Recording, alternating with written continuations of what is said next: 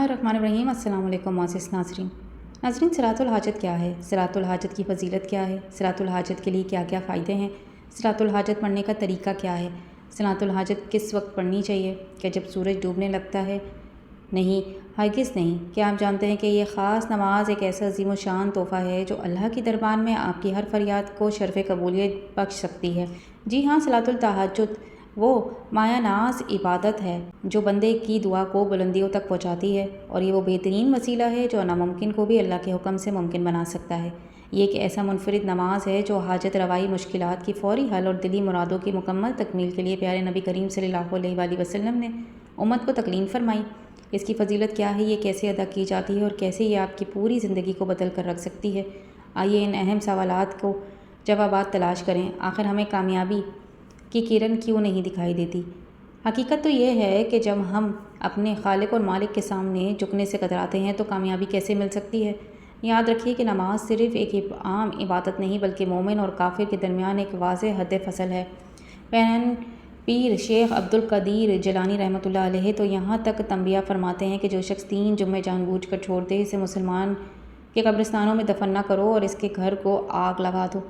ज़रा सोचिए कि जब फ़र्ज़ नमाज तर्क करने पर ऐसी सख्त वईद है तो फिर ज़िंदगी में कामयाबी कैसे मुमकिन हो सकती है। लोग मुख्तलिफ़ वज़ाइफ तो बहुत करते हैं मगर असल नमाज से गफलत बरतते हैं और फिर शिकवे करते हैं कि दुआएं कबूल नहीं हो रही। और खूब याद रखें कि जब तक आप सच्चे पक्के और पंजवक्ता नमाजी नहीं बनेंगे, कोई वजीफ़ा, कोई ख़ास अमल या कोई दुआ फ़ायदा नहीं देगी। तो क्यों ना आज ही हम सब मिलकर सच्ची तौबा करें और नमाज की पाबंदी को अपनी ज़िंदगी का लाजमी हिस्सा बना लें। यही पहला कदम है हकीकी कामयाबी और कामरानी की तरफ। नमाज की फ़जीलत और इसकी रफ़ात शान को समझने के लिए सिर्फ़ इतना ही काफ़ी है कि नमाज के अलावा जितनी भी इबादत नाजिल हुई हैं, ये मुसलमान पर जितने भी अहकाम शरई को लाजिम किया गया है, जिनकी अदायगी का इन्हें मुख्तलिफ बनाया गया है, तो वो तमाम के तमाम इसी दुनिया में नाजिल हुए हैं और हज़रत जिब्राईल अमीन अलैहिस्सलाम के वास्ते से पहचाने गए। मगर कुर्बान जाएँ नमाज की इस अज़ीम अज़मत और इसकी बेमिसाल बरतरी पर अंदाज़ा लगाएँ कि नमाज कितनी अहम इबादत है कि अल्लाह तबारक व तआला ने जनाब मोहम्मद सल्लल्लाहु अलैहि वसल्लम को दरबार शाही यानी मेराज के मौके पर बग़ैर किसी वास्ते के ख़ुद बुलाकर इसे अहम तरीन इबादत का हुक्म दिया। हदीस मुबारक का मफ़हूम है कि जब भी किसी को अल्लाह से किसी बंदे से कोई ख़ास हाजत हो तो वो कामिल वज़ू कर खालिस दिल से 2 या 4 रकात सलातुल हाजत अता करे और फिर अल्लाह के हज़ूर पूरी आजिज़ी के साथ दुआ करे और वो दुआ रद्द नहीं की जाएगी। नमाज एक ऐसा अहम फ़रीज़ा है और अज़ीम शान अलाई तोहफ़ा है कि जिसे अल्लाह तबारक व तआला ने वही के ज़रिए ज़मीन पर नहीं भेजा बल्कि नबी करीम सल्लल्लाहु अलैहि वसल्लम को आसमान की बुलंदियों पर बुलाकर ख़ुद अता फ़रमाया। आप जानते हैं कि कोई भी नेक अमल जो नमाज के ज़रिए किया जाए कभी नाकाम नहीं होता, क्योंकि नमाज सिर्फ़ एक रस्मी इबादत नहीं बल्कि वो मजबूत ज़रिया है जो बंदे को बराह रास्त अल्लाह सुब्हानहू व तआला की शाही दरबार तक पहुँचा देता है। जब कोई आजिज़ शख्स नमाज के दौरान सजदे में जाकर अपने रब से फरियाद करता है तो ये मुमकिन ही नहीं कि इसकी दुआ रद्द की जाए। जो सलातुल हाजत की नमाज के ज़रिए मांगी जाए या वो फ़ौरन कबूल हो जाती है या फिर इसके बदले में कोई आने वाली बड़ी मुसीबत टल जाती है या फिर इसे आखिरत में बेहतरीन इनाम की सूरत में महफूज कर दिया जाता है। अल्लाह तबारक व तआला कुरान में फरमाते हैं कि सजदा करो और मेरे करीब हो जाओ। जब बंदा नमाज के ज़रिए कोई वजीफ़ा या अमल करता है तो अल्लाह तबारक व तआला इससे बेहद राज़ी हो जाता है, और जब रब राज़ी हो जाए तो दुनिया की कोई ताकत इसे कामयाबी के रास्ते को रोक नहीं सकती। बस बुनियादी शर्त यह है कि सच्चे दिल और कामिल यकीन से इसको अंजाम दें। आप अक्सर किसी काम को पूरा करने की जी तोड़ कोशिश करते हैं मगर आखिरी लम्हे में वो काम बिगड़ जाता है। कभी कोई ऐसी हाजत होती है जो मुद्दतों पूरी होने का नाम नहीं ले रही होती, या फिर किसी मकसद को हासिल करने के लिए हर मुमकिन कोशिश करते हैं मगर नामालूम रुकावटें आ पड़ती हैं। जब दुनिया के सारे ज़ाहिरी दरवाजे बंद नज़र आएँ, जब हर कोशिश नाकाम होती दिखाई दे, तब सिर्फ़ एक ही दरवाज़ा हमेशा खुला रहता है और वो है अल्लाह तबारक व तआला का दरवाज़ा। बस इस दरवाज़े को खालिस दिल से 2 या 4 रकात सलातुल हाजत अदा करें और फिर अल्लाह के हज़ूर इंतहाई आजिज़ी के साथ दुआ करें और दुआ कभी रद्द नहीं की जाएगी।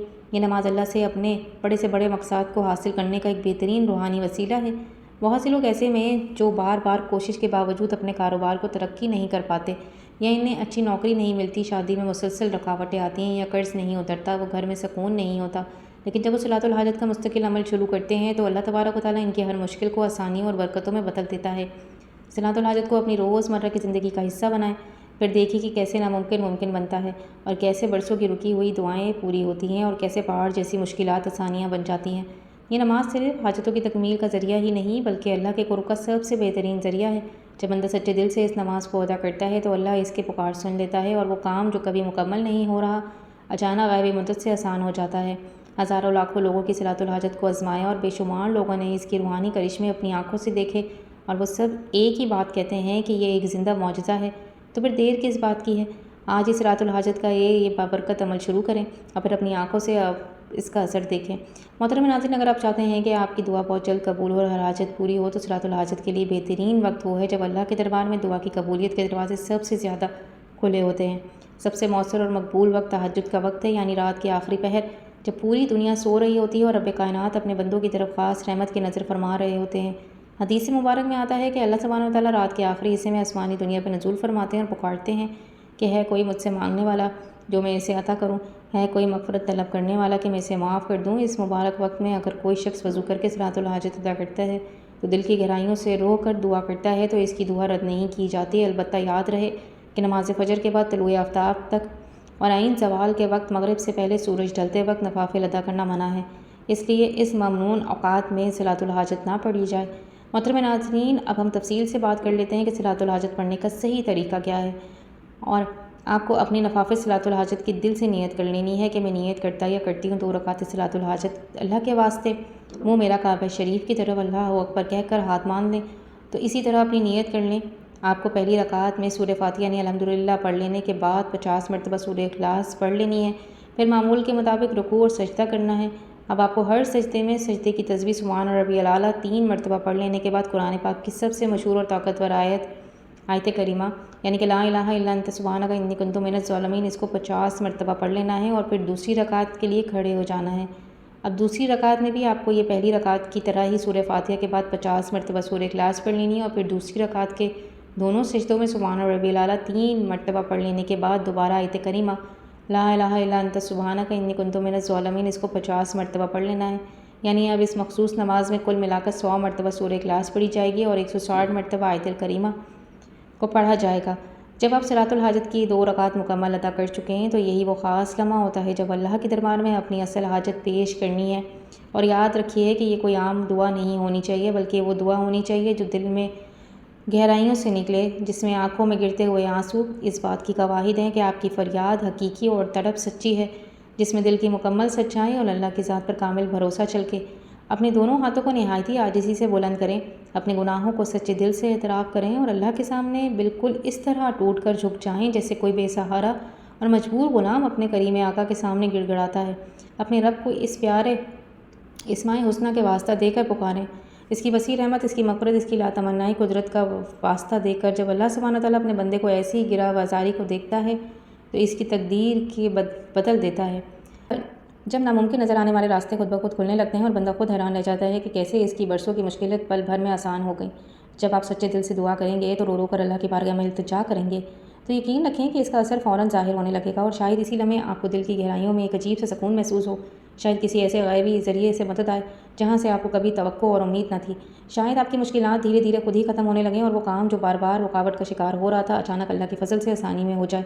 اور یہ وہ عظیم معجزہ ہے جو ہر انسان خوش نصیب شخص نے اپنی آنکھوں سے دیکھا جس نے مکمل یقین اور انتہا کے ساتھ عاجزی کے ساتھ صلاۃ الحاجت ادا کی۔